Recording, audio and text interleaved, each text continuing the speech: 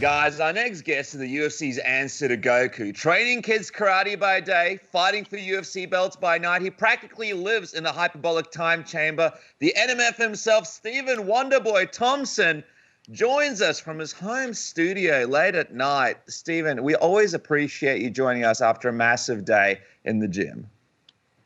Thanks, man. Are you kidding me? Anytime. You know, I love coming home and talking with you guys. It's all good, baby. Awesome. And I think people don't realize how late at night it is where you are right now. So we really, really appreciate you taking the time.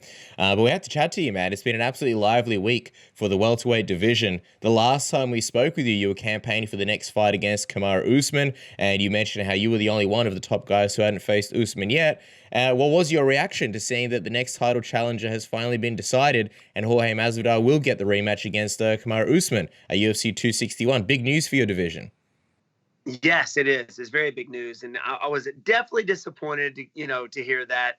I wouldn't be getting it. I mean, it was a long shot. You know, there's a lot of guys that ranked above me that are looking for that shot. And, you know, Colby Covington and a lot of these guys have already faced them. Of course, I was pushing.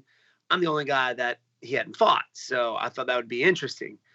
But then again, I think that, I think about it, Jorge Masvidal has been in the limelight for a long time. He's one of the most popular guys in the UFC.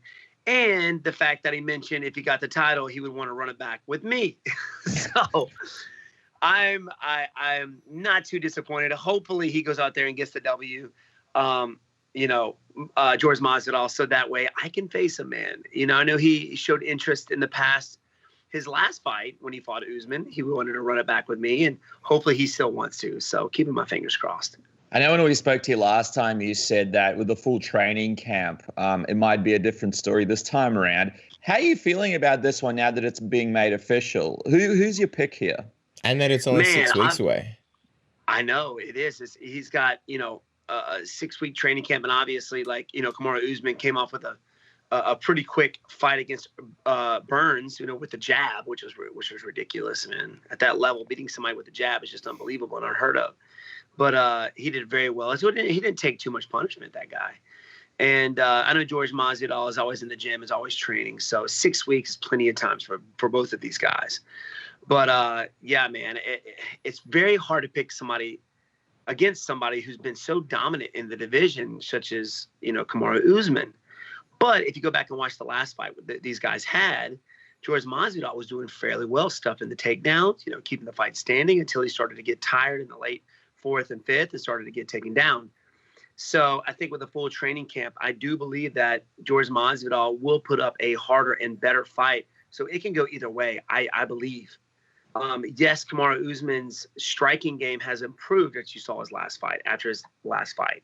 I mean, just in his jab alone, just straight to the point, no telegraph, and a lot of power behind it. So I'm anxious to see where Usman wants to take this fight. Does he think he can stand and strike with Jorge Masvidal, or is he going to go back and do what he normally does against strikers, and that's take it to the fence and take him down? So we'll see. I do believe it's going to be a much more competitive fight that Kamaru Usman has on his hands. It's also interesting because Masvidal's already been in there with Usman, and he kind of knows what to expect when it comes to the grappling. You mentioned he had some success. So do you think that kind of gives him a little bit of an advantage going into this one, having a bit better of an understanding what he's sort of got himself into in this rematch in terms of having to deal with the striking, maybe making some adjustments to deal with it even better in this rematch? Yes. And that's what I'm so excited about this fight, really, now that I stopped fussing to the fact that I didn't get the title. I'm really interested in seeing the improvements both of these guys have made. But yeah, I think it's great for Jorge Masvidal because he's faced the guy. He knows what he's going to do if he goes out there with the same game plan. And you don't really see, I think that's what you expect out of this guy. He's going to want to get him to the ground. You don't see a tremendous amount of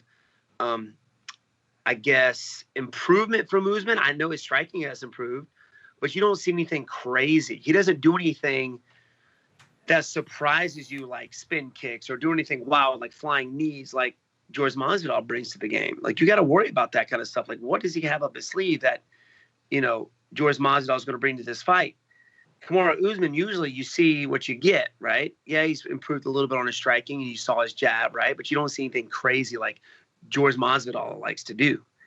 So I don't know. I think I'm leaning a little towards Jorge Masvidal for this one. Wow, that's big. But yeah, Going up against the predictors. The big one. I know. I think it's just because I really want to see him win the fight, and I'm kind of biased a little bit. Obviously, I gave you my thoughts on that, but I do believe that it can go either way. Like before, I had Usman winning. Like he was definitely going to win. Was a 2-week training camp, or I know it was short notice for Jorge Masvidal. So I just knew Usman's got it because that guy is always in shape, man. But now that he's got a training camp, and the fact on top of that he's faced him before, so we know what he's going to bring to the table. I don't know, man. It's hard to kind of to put him out. Like he does some crazy stuff. Like everybody knew he was going to beat. I mean, that Ben Askren was going to beat him, right? And you saw what he did in the first round. I mean, he pulls stuff like that out of his hat on the reg, and you don't know what's going to happen. That's scary facing a guy like that.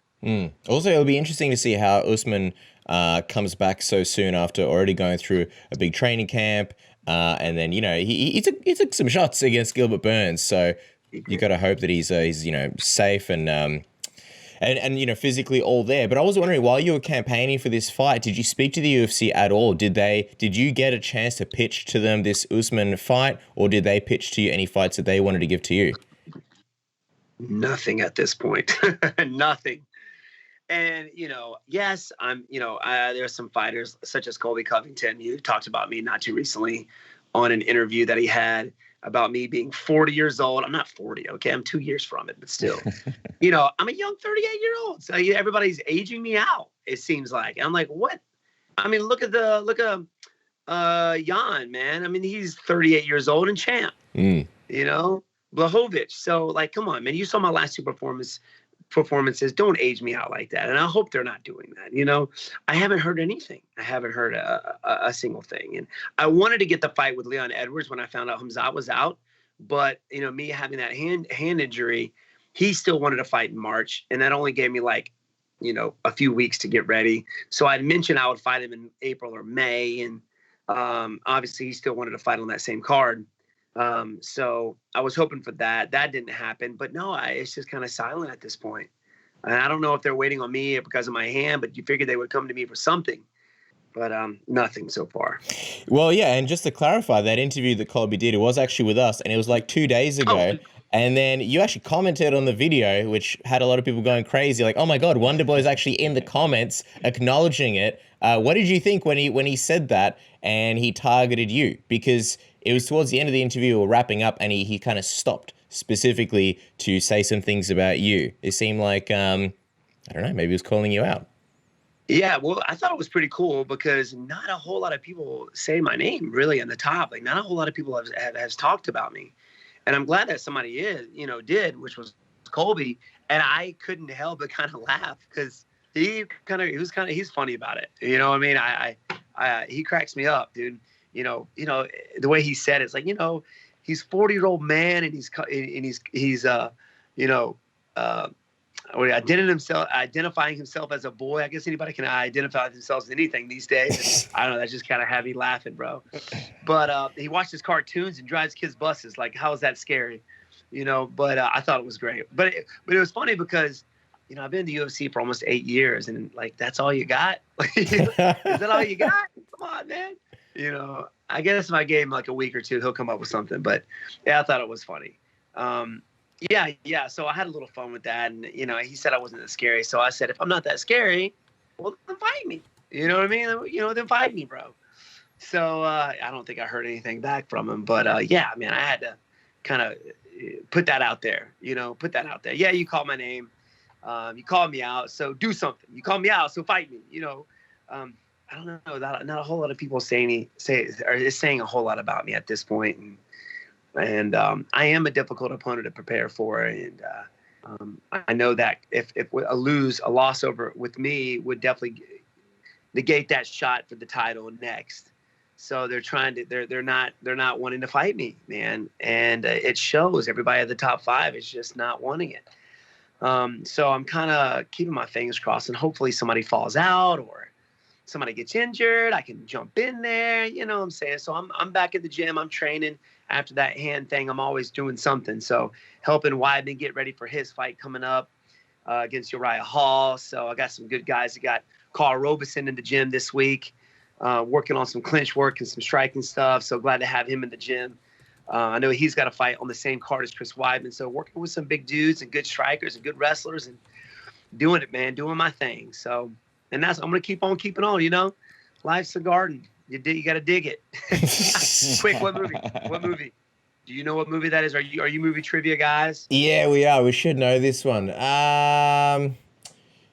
Which ones? The movies that I watch, the movies that I watch normally require a credit card, and you have to be over 18. So I'm blanking on this one.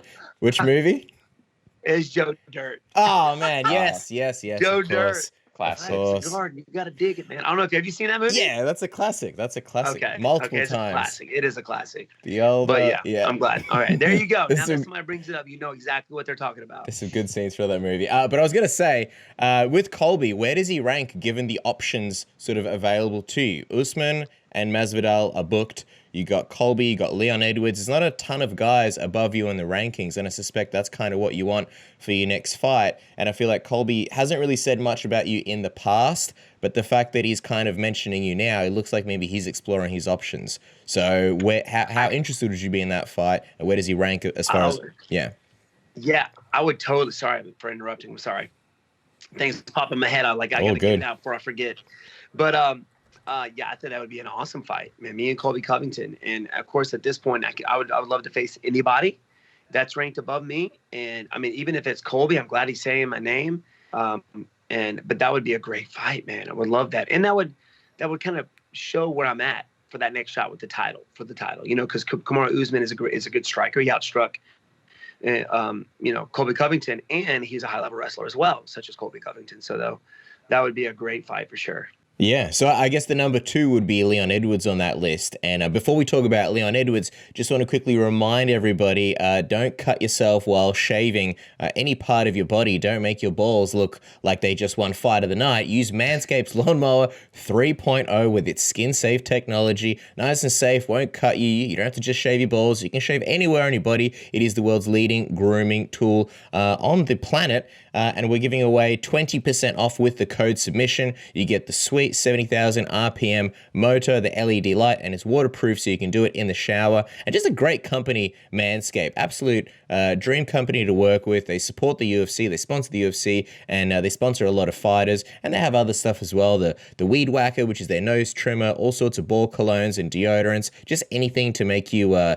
nice and fresh, looking good. And the 20% code using the code, 20% discount using the code submission. Isn't that right, Dennis? That's right, Cass. Manscaped, a great company, and of course, get your free shipping. We are presented by Manscaped. And I also want to give a big congratulations to another fantastic company, The Ridge, on the 8th anniversary. The Ridge was launched on Kickstarter by father-son team Daniel and Paul Kane. They're celebrating their 8th anniversary of the successful funding and the launch of theridgewallet.com now by giving everybody 15% off the whole store up to March 23rd. It's like Black Friday, Cass, but in March. So, guys, you can go onto the website now, get your 15% off. We've got the link underneath in the description, ridge.com/submission. And to get that 15% off, you need to make sure you click on that banner. And as you can see, Cass has that Ridge wallet. Every time he pulls it out at the restaurant or wherever we go, always comments about, what is that? What is that thing? What is this glorious thing? And, of course, it's always something that people notice. Get the Ridge wallet today and get your 15% off now.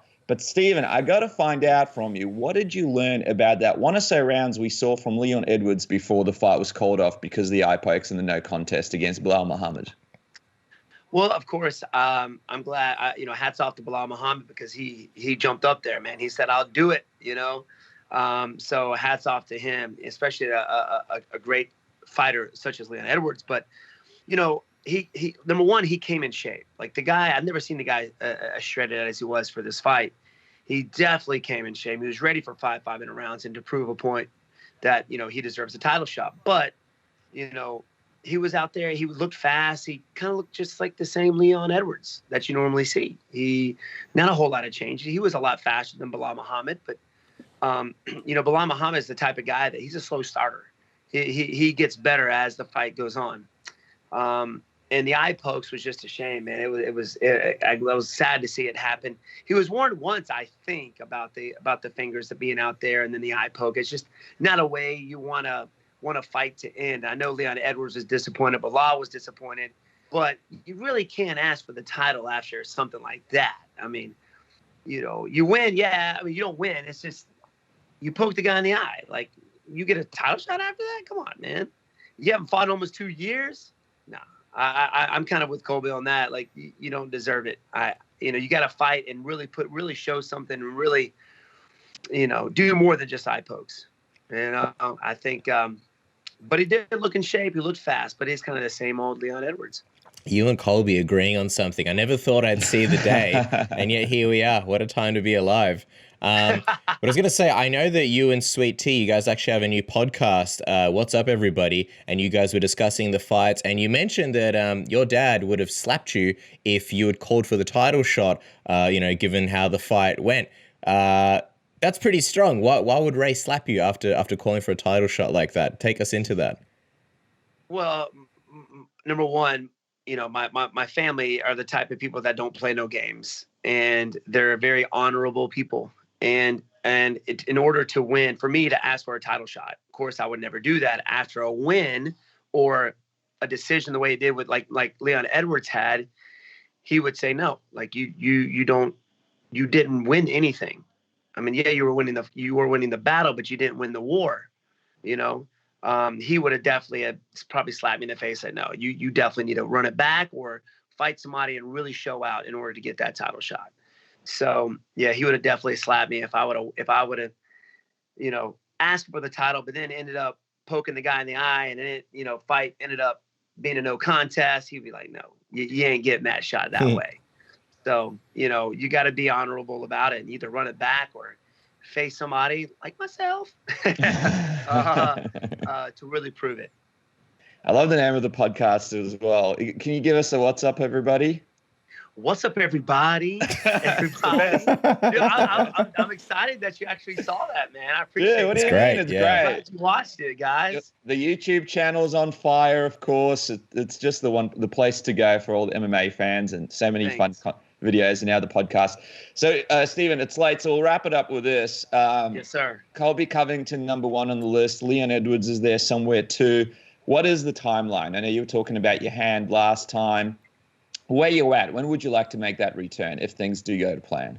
I would love the end of April or May. I'm so glad to hear that they're allowing the fans to come back in to watch the fights, and I bet you it's going to be a packed house in Florida. So I know a lot of fighters are talking about it. They're excited. The fans are excited about it. Hopefully in April or May is when the timeline is. So I'm back in the train. I'm itching to bits to step back out there again. And if nobody in the top 5 wants it, man, give me Nate Diaz, bro. Give me somebody with a name. At least make it worth my while, So I'm just excited, and to be able to talk with you guys about it, really get it out there, it means the world to me. So I appreciate you guys. Of course, man. And just on the side little thing as well, obviously with everything that's going on in the world right now, the UFC is really focusing on having backups for all their big fights. If they approached you to be a backup for this Masvidal Usman fight, would that pique your interest, or is that just way too soon?